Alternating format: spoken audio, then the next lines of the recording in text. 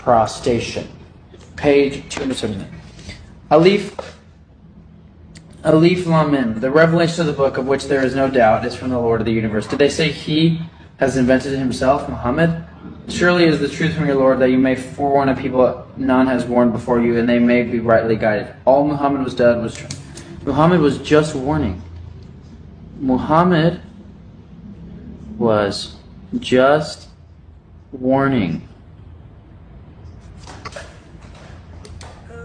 In a video circulating on YouTube, a man does something out of the ordinary. This man, Grayson Brock, an American content creator, has made waves in the online world with his exceptional content.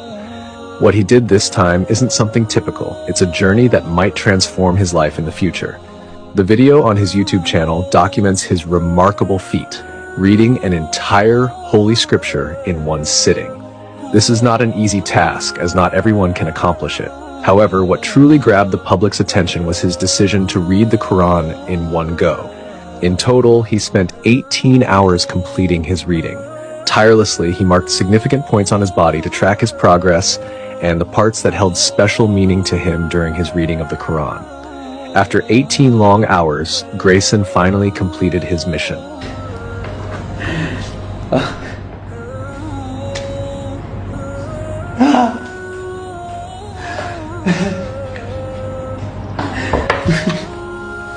From his reading of the Quran, he distilled 3 key insights that were profoundly meaningful to him.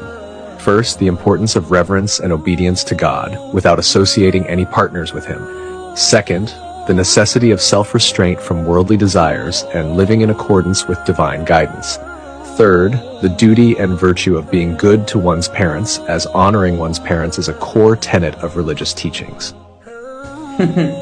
I wrote these like 15 minutes ago because I got the themes of the book. The first one being to fear God. That is the first theme of this book. It is essentially having a deep respect for God.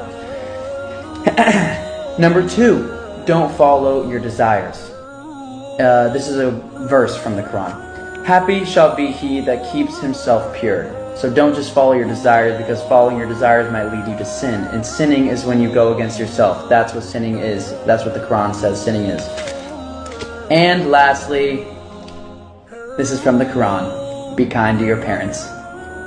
Even though he's a Christian, Grayson has a penchant for venturing into uncharted territories without hesitating to step out of his comfort zone. Initially, he harbored unfavorable biases about Islam, influenced by media portrayals and his social milieu. During his Quranic reading, he anticipated stumbling upon verses related to terrorism and violence. However, he was taken aback by what he encountered. Instead, he unearthed the beauty inherent within the Quran, going as far as describing it as the most serene thing he had ever encountered.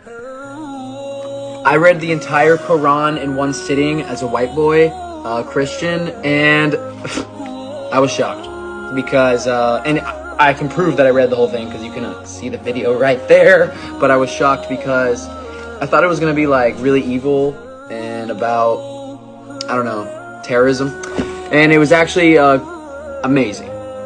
And the most peaceful thing after finishing, I was just like, wow. I feel like I've had some questions answered about life. It literally says, ward off evil with good. Where did this notion come from that people think Islam is very like evil and aggressive and angry? Maybe it's because the news. I think it's because the news. Everything is from the news is fake. The news is fake. We gotta stop watching the news.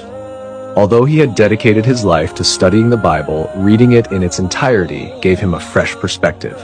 He was taken aback by the severe acts depicted in the Old Testament, which he found crazy. When he turned to the Quran, he noticed significant shared values between Islam and Christianity. The Quran's profound depth and intensity impressed him, despite its smaller size compared to the Bible. Conversely, Grayson felt that modern Christianity has strayed from its roots. This realization led him to contemplate Jesus' warning about a divided kingdom's inevitable downfall.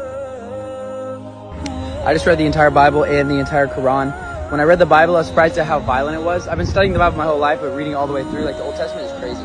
And I also, reading the Quran made me realize that the values that Muslims share with Christians, or like that they do share values, like pretty much everything is the exact same. Islam and the Quran is just much more to the point. It's 1/10 of the size of the Bible, so it's only 10%. Much more clear cut, as you can kind of tell, like in Arabic and Muslim culture, they're more strict, or they're just like, there's no bullshit, basically. They don't mess around with all this time, and you don't disrespect the Prophet Muhammad, and you don't disrespect Islam. Although Christianity feels like it's not really standing for much anymore, because now it's just like so loose and everywhere. And Jesus said, a kingdom divided will fall. Additionally, he reflected on the Bible's teaching that blasphemy against God is the only act that brings about God's wrath. In his view, this blasphemy occurs when someone places anything above God, which he regarded as a severe sin. He began to understand that worshiping a human being as God is the most blatant form of blasphemy. This realization made him more critical of the concept of divinity in Christianity. He saw that in practice, Christianity was no longer strictly monotheistic, but had shifted towards idolatry, with Jesus at its center. The commandment against idol worship is reiterated many times. Nevertheless, he observed that Christians still violate this commandment. They venerate statues and accept various widespread misconceptions. The Bible even says that blasphemy against God is the only thing you can do to not earn God's favor, to not get into heaven. You put yourself or you put something else in front of God. And I started to realize worshiping a human as God seems blasphemous to God. Christianity is not monotheistic. It's about an idol. It's about worshiping Jesus. Worshiping Jesus, to me, it's blasphemous because you're really worshiping yourself. You're worshiping another human, thinking that you can be perfect like the human. That does not make sense. All I can say, guys, is monotheism makes sense. Monotheism is the only thing that makes sense. Monotheism is within this book. You can read it in the Old Testament. They warn, the entire Old Testament is warning God's people over and over and over and over and over and over and over and over. The entire Old Testament, which is like 3/4 of the Bible.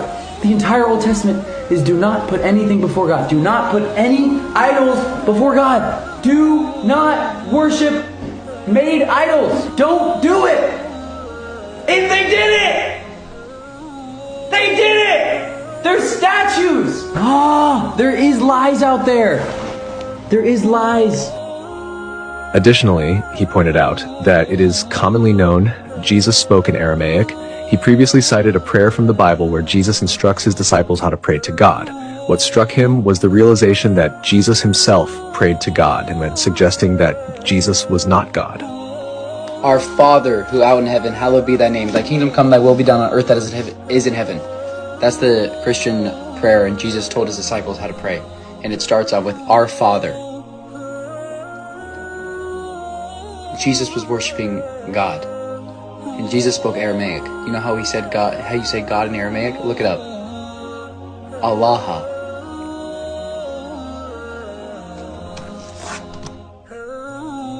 This just might be the only religion left. The only monotheistic religion left. Truly monotheistic. Monotheistic means following the one creator, one. Intuitively, everyone knows that there must be one. We must have come from one source, and that source is the truth. And that truth is God. That's the idea of God, is that it's the truth. The truth that you can go all the way back to. And now I'm realizing I've been lied to my entire life.